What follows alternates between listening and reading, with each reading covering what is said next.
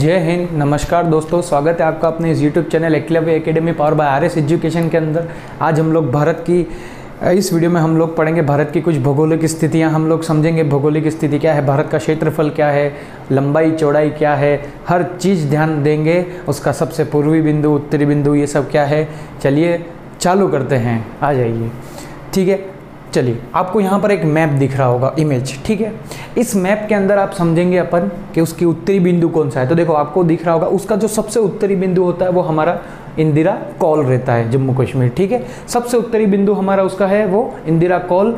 और इसके अंदर देखो दक्षिणी बिंदु के अंदर क्या अपवाद है। दक्षिणी बिंदु के अंदर अगर आपको पूछा जाए कि दक्षिणी बिंदु कौन सा है तो आप बोलोगे सर कन्याकुमारी।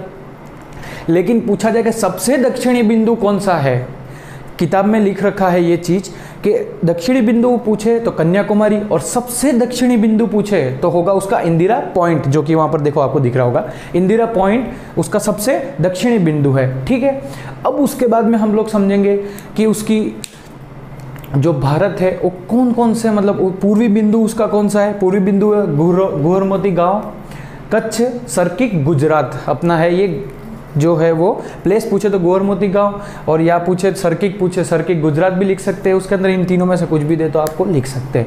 ठीक है, अब हमारा पूछे वो पश्चिमी बिंदु पूछा, सॉरी पूर्वी नहीं, पश्चिमी बिंदु है गुहरमोती गांव, अपने सर्किक, गुजरात। ठीक है, खराब नाम है, बहुत सारा अटपटासा है बोलने में।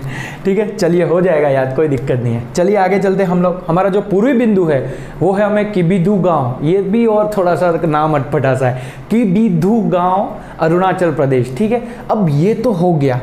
एग्जाम में क्या पूछता है, ये तो सब याद करके जाते हैं। एग्जाम में पूछ लेता है उसका अक्षांश कौन सा है, तो अक्षांश या देशांत कौन सा है ये पूछ लेता है उस गांव का। वो गांव जो भी है, वो प्लेस जो भी उसकी दे रखी है वो, तो उसको अपन को समझने के लिए क्या करेंगे। सबसे पहले देखो आपको मैं बता देता हूँ, अपना जो ये है वो 37 डिग्री 6।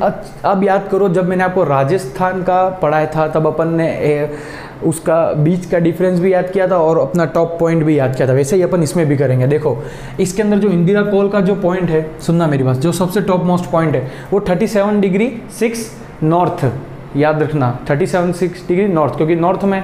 लेकिन जब दक्षिणी बिंदु का पूछे अक्षांश तब भी 8 डिग्री 4 नॉर्थ ही लिखना है। 8 डिग्री 4 साउथ मत कराना ऑप्शन में आए तो, 8 डिग्री 4 नॉर्थ ही लिखना है आपको, जो कि है यही। तो यहाँ ही तो कन्फ्यूज़न है, इसलिए तो 3 जो डॉट लगाए उसमें यहाँ पर बहुत ध्यान रखना आपको। ठीक है, उसके बाद में हम आते हैं पश्चिमी बिंदु के ऊपर। तो उसका जो सबसे पश्चिमी बिंदु है उसका जो देशांत क्या है वो 6 डिग्री 45, 6 डिग्री 45 नॉर्थ। ठीक है, नहीं ये होगा, ये तो हो गया इसका वो 6 डिग्री 45 नॉर्थ, तो इंदिरा पॉइंट का, सॉरी, जो सबसे एक तो अपना कन्याकुमारी का है ये 8 डिग्री 4 नॉर्थ। लेकिन पूछे सबसे दक्षिणी बिंदु तो उसका पूछा इंदिरा पॉइंट है, और इंदिरा पॉइंट का कौन सा है तो वो पूछ लेगा 6 डिग्री 45 नॉर्थ। ये दोनों अलग अलग है, ध्यान रखना। ठीक है, अब पूछ लेगा पश्चिमी बिंदु, तो ये अपना गुहरमोती गांव, कच्छ, सर्किक, गुजरात। ठीक है, ये अपना कहाँ पर है 68 डिग्री 7 ईस्ट, पश्चिम में है तो भी 68 डिग्री 7 ईस्ट लिखा है, याद रखना। उसके अंदर जो पूर्वी बिंदु है वो किबिधु गांव, अरुणाचल प्रदेश हमारा, वो होगा 97 डिग्री 25 ईस्ट। अब पूछे भारत का अक्षांश किसके बीच में है, तो यहाँ लिखोगे आप 37 से 8 डिग्री 4 चैनल के बीच में नॉर्थ, और 68 से 97 डिग्री 25 ईस्ट।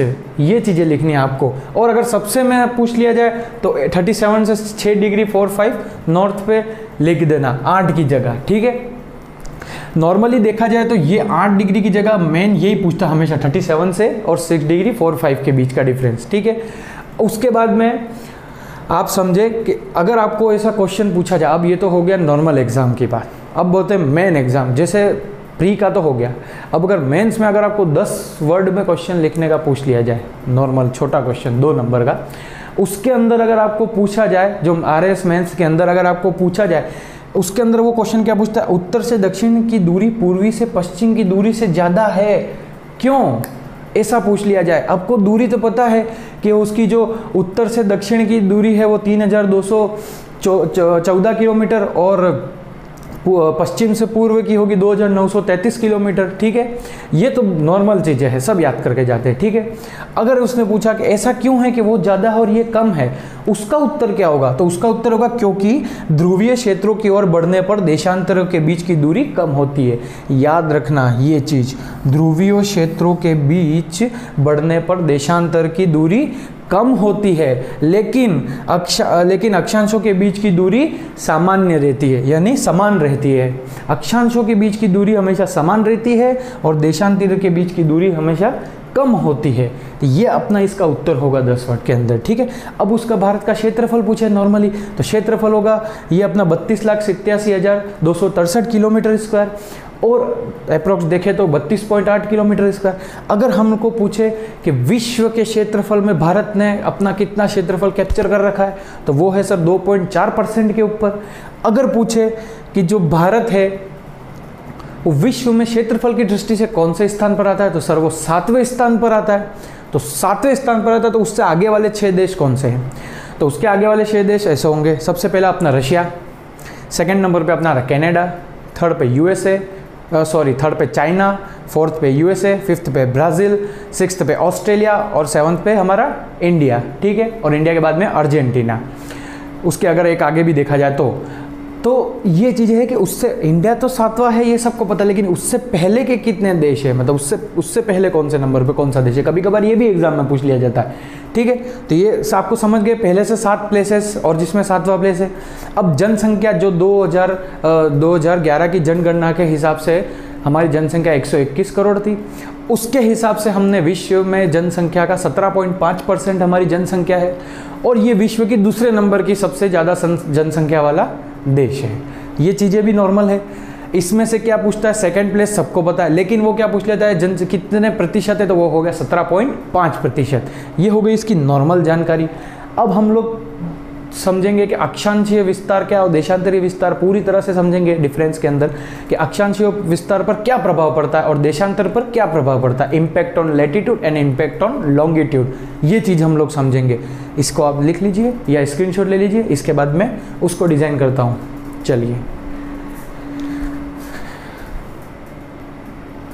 चलिए अक्षांशों का हम लोग हमारे भारत पर क्या प्रभाव पड़ता है उसको हम समझेंगे कि हमारे भारत पर क्या अक्षांशों का अक्षांशीय प्रभाव पड़ते हैं। इम्पैक्ट ऑन लैटिट्यूड, अक्षांशीय प्रभाव।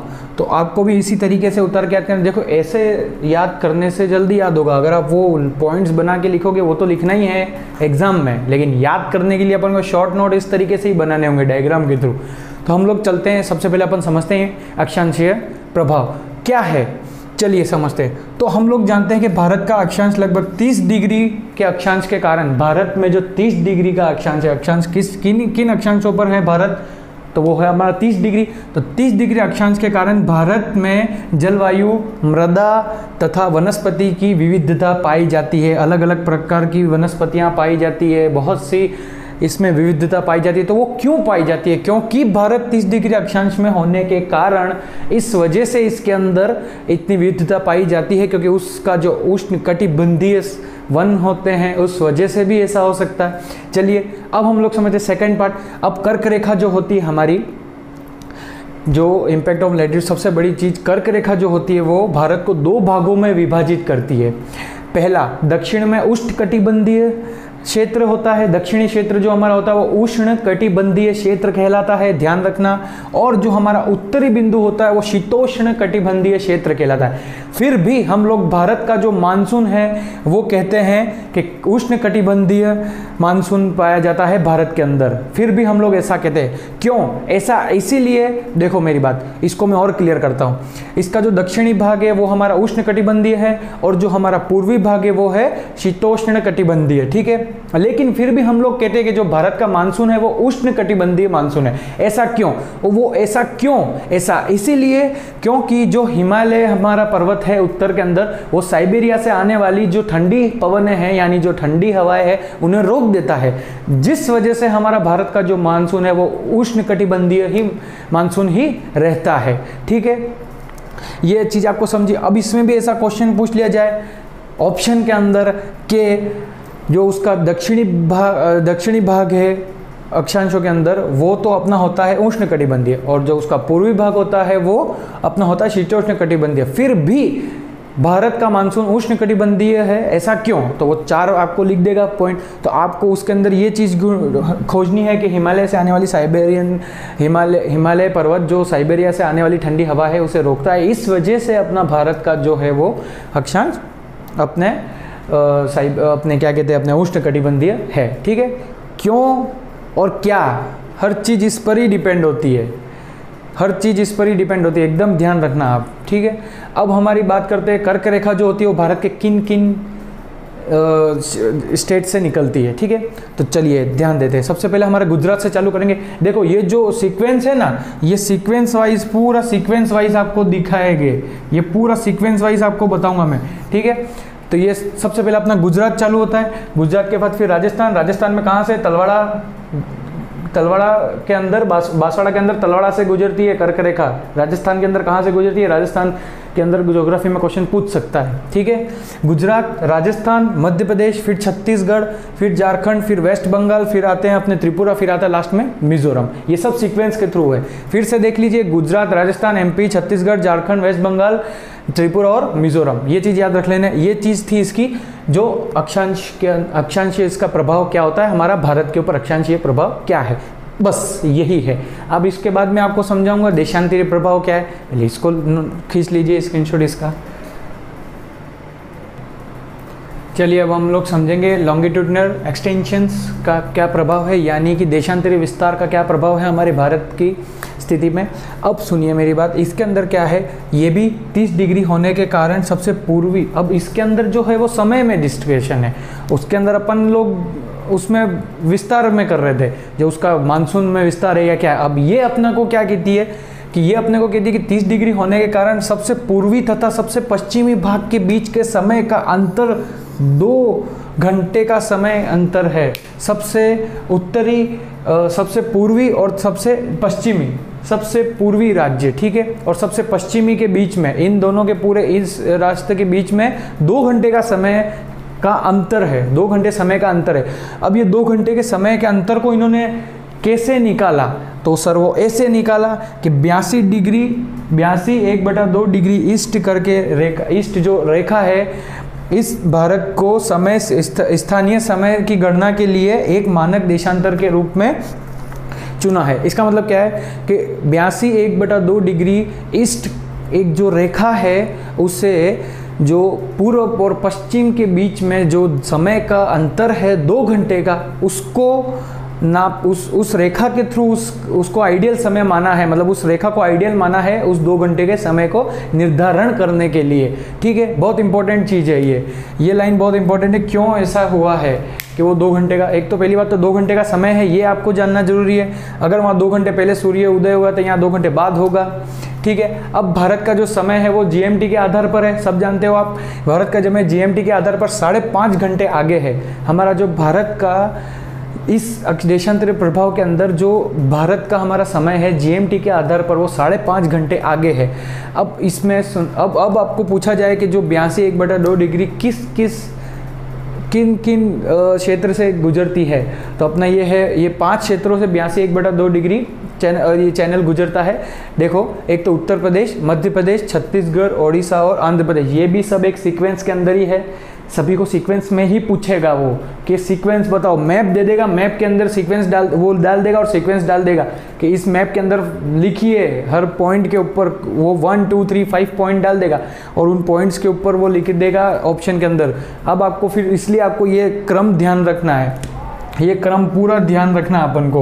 उत्तर प्रदेश, मध्य प्रदेश, प्रदेश पहले, फिर छत्तीसगढ़, ओडिशा और आंध्र प्रदेश। 2 प्रदेश ऊपर, 1 प्रदेश नीचे। कौन सा प्रदेश, एक तो उत्तर और मध्य, और नीचे सबसे अपना आंध्र प्रदेश यूं भी इधर एकदम इस साइड में ही आता है, पूर्व में। ठीक है, तो चलिए अपन को ये आपका हो गया अपना देशांतरीय प्रभाव। अब बात क्या आ जाती है मेंस के अंदर, एक बार RS के अंदर क्या क्वेश्चन पूछा गया था कि उत्तर पूर्वी राज्य जो है उनकी मांग है कि उनकी मानक समय में जो उनका समय है वो उनका आगे होने की वजह से उनको एक पृथक समय की उन्होंने मांग करी है केंद्र सरकार से। वो क्यों मांग करी है कि उनके जो समय आगे, अब उसके ऊपर अपन जो प्रश्न ये 100 वर्ड के अंदर पूछा था, तो 100 वर्ड के अंदर अपन को उसके क्या पक्ष भी देने पड़ेंगे, विपक्ष भी देना पड़ेगा इसका। सबसे पहले अपन इसको समझेंगे कि ऐसा क्यों है। तो उनका आगे होने के कारण उनकी मैन पावर ज़्यादा रहती है, जिससे उनको इफेक्ट पड़ता है, जैव विविधता में उनका इफेक्ट पड़ता है। प्लस अब उसके अगर अपन पक्ष में जाए तो 2.3 मीट्रिक उसका वो पूरा जो भी अपने विद्युत का वो रहता है उस खर्चा, उसको भी वो कम कर देता है। ये तो उसके पक्ष में रह जाता है। विपक्ष में बात ये आ जाती है कि उनको वो मानक समय, एक उनका समय स्थित कर देना चाहिए, जिस वजह से वो लोग अपने इस प्रभाव को बच सके और जैव विविधता पाई जाएगी, उस वजह से ही इसको ये होना चाहिए। इसलिए ये इसका पूरा एक प्रश्न का इन्होंने दे दिया था। ये सब तो नहीं पूछा, लेकिन इससे ही उठा, इसी से प्रश्न उठा है, उत्तर पूर्वी राज्यों की पृथक समय की मांग क्यों है। ये चीज़ इसी से उठी थी, मतलब क्वेश्चन बनाने के तरीके। इसको आपको वो ऑप्शन में भी पूछ सकता है एक लाइन के अंदर कि इसलिए उठी थी, क्यों उठी थी, तो सर इसलिए उठी थी मानक समय की सीमा जो है वो क्यों, क्योंकि ये 8 डिग्री 82 चैनल में उसका 2 घंटे का समय का अंतराल है। किस चैनल की वजह से? 82 डिग्री ईस्ट, याद रखना हमेशा ईस्ट, ठीक है। चलिए इसके बाद हम चलेंगे, इसकी बॉर्डर करेंगे, भारत के बॉर्डर क्या, स्थलीय और तटीय सीमा क्या होती है भारत की। जैसे हमने राजस्थान में पढ़ा था वैसे हम लोग भारत में भी पढ़ेंगे। इसके बाद अपन वही चालू करते, फटाफट से इसको नोट कर लीजिए। चलिए अब हम लोग समझते हैं स्थलीय सीमा और जलीय सीमा को। इधर हम लोग समझेंगे स्थलीय सीमा और इधर हम लोग समझेंगे जलीय सीमा को, ठीक है। अब समझे स्थलीय सीमा जो है वो भारत की जो स्थलीय सीमा कुल है वो 15,200 किलोमीटर है। और ये नहीं, ये अप्रोक्स, और अगर अगर ओरिजिनल में देखा जाए तो 15,106.7 किलोमीटर भी है, और या तो 15,200 किलोमीटर भी दे सकता है और 15,106.7 भी दे सकता है, दोनों अलग अलग किताब में लिख रखा है, ठीक है। स्थलीय सीमा जो होती है वो निम्न देशों से गुजरती है। हमारी सभी जानते हैं हमारे आसपास के क्षेत्र, बांग्लादेश, चाइना, सब। देखो अब ये मैंने जो लिखा है वो क्रम में लिखा है, सर्वाधिक सबसे पहले लिखा है और सबसे कम सबसे लास्ट में लिखा है। तो अगर इस हिसाब से देखा जाए तो सबसे ज़्यादा स्थलीय सीमा भारत किसके साथ, प्रश्न यही बन जाता है कि सबसे ज़्यादा स्थलीय सीमा भारत किसके साथ बनाता है, तो बांग्लादेश के साथ बनाता है। सबसे कम स्थलीय सीमा किसके साथ बनाता है, तो वो अफगानिस्तान के साथ बनाता है। कितनी? 106 किलोमीटर। बांग्लादेश के साथ कितनी? 4,096.7 किलोमीटर। चाइना के साथ 3,488 किलोमीटर। फिर पाकिस्तान की, पूरी राजस्थान में हम लोगों ने पढ़ी थी 33-23, ये अपन ने याद करने का तरीका दिखा था, 3323, ठीक है। उसके बाद में नेपाल से 1751 किलोमीटर के आसपास, म्यांमार का हमने 1643, ये सन के हिसाब से याद रख लेंगे। भूटान 699 और अफगानिस्तान सबसे कम यानी 106 किलोमीटर। ये स्थलीय सीमा संपर्श करती है भारत की। अब हम लोग आ जाते हैं भारत और पाकिस्तान के बीच की रेखा को। आप सभी को पता है क्या कहते हैं, रेडक्लिफ रेखा कहते हैं, सर सिरिल रेडक्लिफ द्वारा खींची गई थी। उसके बाद में जो भारत और चाइना के बीच की रेखा है उसे हम क्या कहते हैं, उसे हम मैकमोहन रेखा कहते हैं। उसके बाद में हम लोग भारत और अफगानिस्तान के बीच की रेखा को क्या कहते हैं, तो उसे हम डुरंड रेखा कहते हैं। विश्व की एकमात्र ऐसी रेखा जो कलम से बनाई गई है, ये कौन सी रेखा है, ऐसा प्रश्न पूछ लिया जाए तो आपको उत्तर देना है वो है रेडक्लिफ रेखा। विश्व की एकमात्र रेखा है जो कि कलम से बनाई गई है, ठीक है, भारत और पाकिस्तान के बीच में। ये हो गई अपनी स्थलीय सीमा। अब हम लोग आते हैं जलीय सीमा के ऊपर। जलीय सीमा क्या है? भारत की जलीय सीमा दो भागों में, एक तो उसकी जो मेन लैंड के साथ में जो जलीय सीमा बनाती है, उसकी जो मेन लैंड के साथ में, और एक उसकी जो आइलैंड्स हैं, अंडमान निकोबार और वो लक्षद्वीप, इनके अंदर जो सीमा बनाती है वो अलग अलग है। तो मेन लैंड की अगर सीमा पूछी जाए तो वो 5,422.6 किलोमीटर या 6,100 किलोमीटर, ये दो मैंने आपको दोनों लिखवा दिए, अलग अलग किताबों में दे रखे थे, तो ठीक है। इसके अलावा कुछ भी नहीं। 5,422.6 किलोमीटर और 6,100 किलोमीटर ये उसकी मेन लैंड की सीमा है, मतलब मुख्य स्थलीय सीमा। उसकी आइलैंड सीमा, द्वीपीय सीमा जो होगी वो होगी 2,094 किलोमीटर। 2,094 किलोमीटर की इसकी वो होगी, वो आइलैंड की सीमा होगी। तो दो भागों में भारत की जलीय सीमा, ठीक है। अब हम लोग समझते हैं जो सर्वाधिक तटवर्ती सीमा वाले राज्य, अब ये भी मैंने क्रम के अनुसार लिखे हैं। सबसे ज़्यादा किसकी सीमा बनती है अपने उसके साथ में, समुद्र के साथ, ये भी पूरा क्रम के साथ में। सबसे ज़्यादा अंडमान निकोबार और सबसे कम दमन और दीव की। तो अंडमान निकोबार के साथ फिर सेकंड पे गुजरात, फिर अपना आंध्र प्रदेश, फिर तमिलनाडु। देखो गुजरात, आंध्र प्रदेश, फिर वो तमिलनाडु, उसके बाद महाराष्ट्र, तमिलनाडु, महाराष्ट्र, केरल। मैप से भी समझेंगे तो एक ही लाइन खींचते, तमिलनाडु, महाराष्ट्र, केरल, उसके बाद में ओडिशा आ गया अपना, फिर उधर से अपना पश्चिम बंगाल आ गया, उसके बाद लक्षद्वीप, गोवा, उसके बाद में पौंडीचेरी जो कि अभी उसका वर्तमान नाम पुदुचेरी हो गया है, और दमन और दीव। ठीक है, गोवा सबका सपना होता है स्टूडेंट का, जा पाते नहीं है, प्लानिंग ही बनाते रहते हैं, और वो है अपना एक और गोवा भी। ठीक है, चलिए, तो ये होगी इसकी जलीय सीमा और उसकी हो गई हमारी स्थलीय सीमा। अब हम लोग पढ़ेंगे तटवर्ती क्षेत्र और सीमावर्ती क्षेत्र को एक साथ समझेंगे कल, कि भारत की जो है वो मेन लैंड सीमा है कितनी है, कहाँ तक भारत का समुद्र के अंदर, मतलब कहाँ तक भारत का एरिया है समुद्र के अंदर, कितने तक एरिया होता है भारत का, कितना NM है उसके एरिया के, वो सब हम लोग कल डायग्राम से समझेंगे। मिलते हैं आपसे अगली वीडियो में। जय हिंद, धन्यवाद।